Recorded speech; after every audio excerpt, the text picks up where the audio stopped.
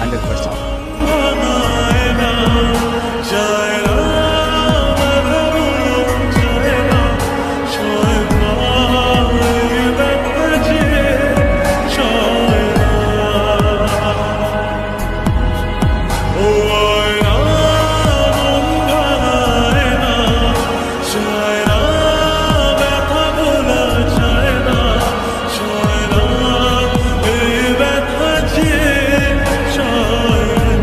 এই ফুল তোমার জন্য না। আপনি তো একটু আগে আমাকে প্রপোজ করলেন। এগুলি প্রপোজ টপোজ কোনো কিছুই না, প্র্যাঙ্ক ছিল, প্র্যাঙ্ক। মন চাচ্ছে একটা চড় দেই। এতক্ষণ আমার সাথে কথা বলে এখন বলছেন যে আপনি প্র্যাঙ্ক করেছেন।